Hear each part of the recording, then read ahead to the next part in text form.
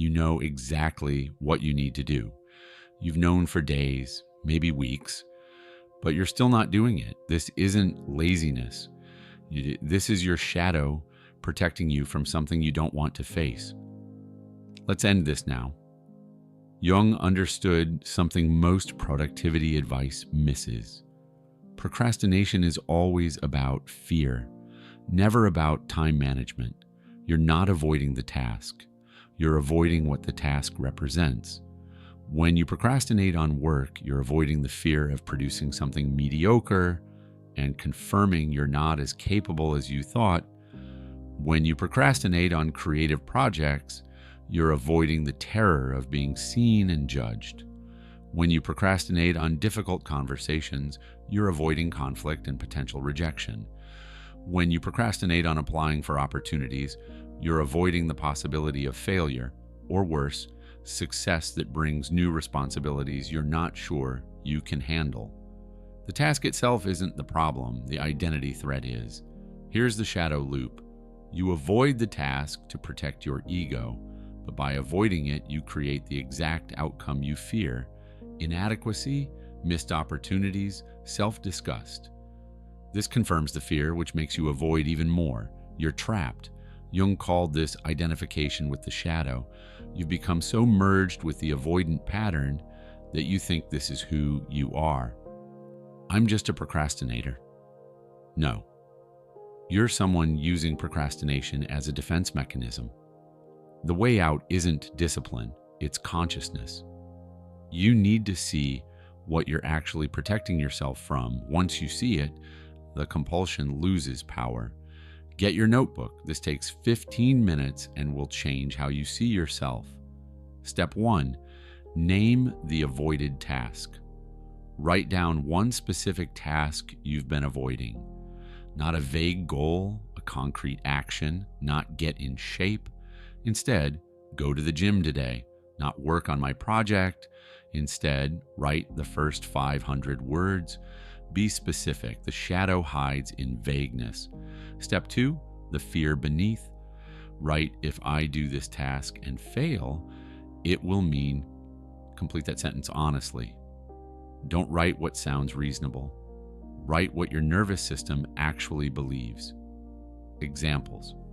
It will mean I'm not as smart as I pretend to be. It will mean I wasted years on the wrong path. It will mean I'm visible and people will criticize me. It will mean I have to admit I'm mediocre. This is your shadow fear, the unconscious belief driving the avoidance.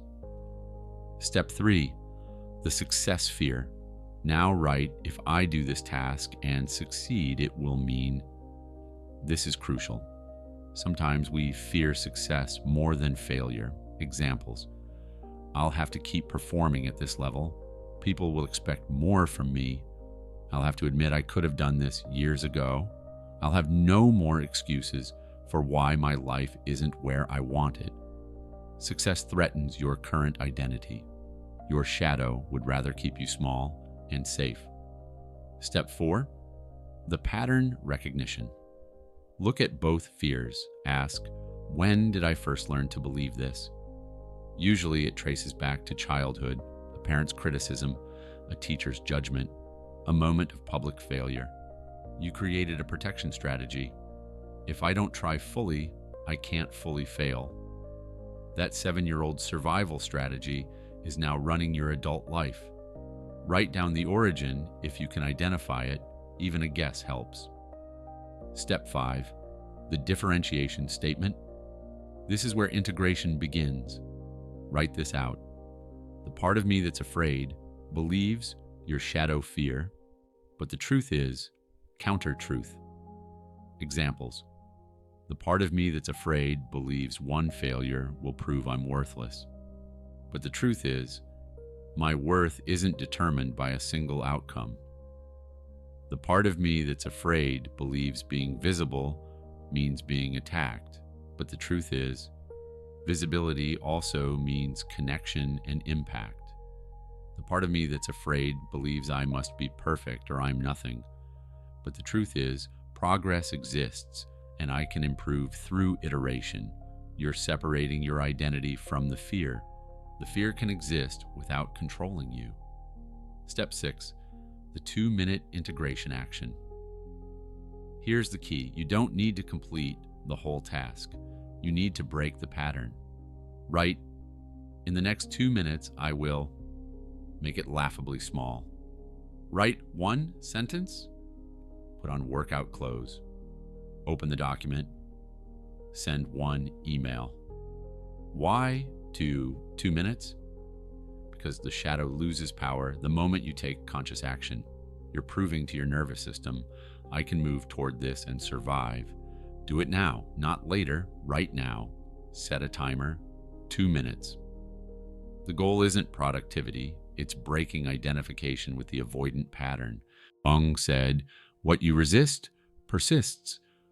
The more you fight procrastination with willpower, the stronger it becomes. You're treating the symptom, not the cause.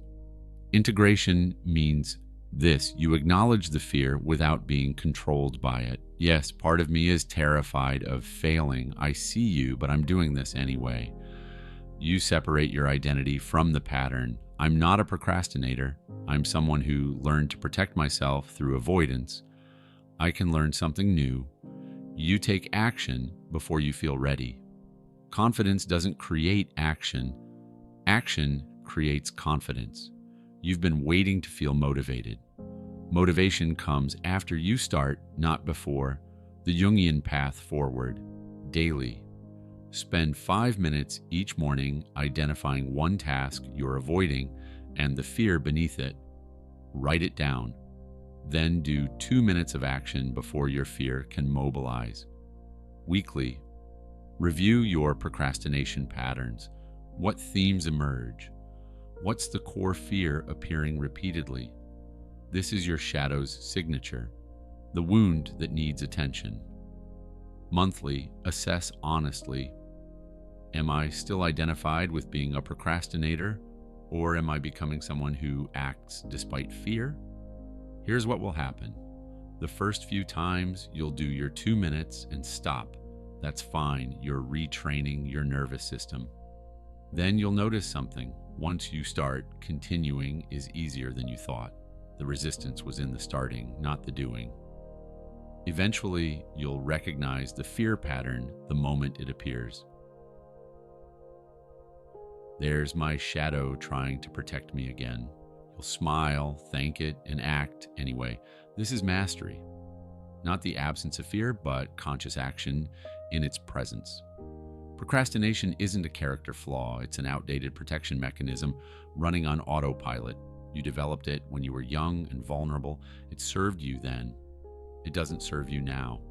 Jung's message was always the same. Make the unconscious conscious, and you become the author of your life instead of its victim.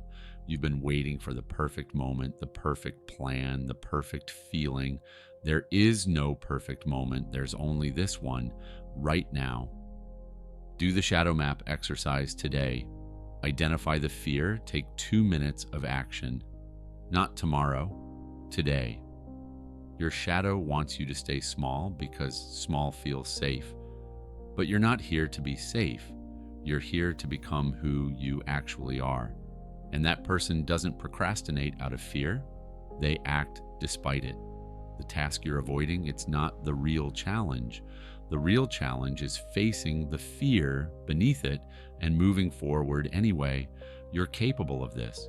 Not because I'm telling you, because you've already survived every fear you've ever faced. This one is no different. Stop negotiating with your shadow. Stop waiting for readiness. Start before you feel ready. The life you want is on the other side of the task you're avoiding. Go take the first step.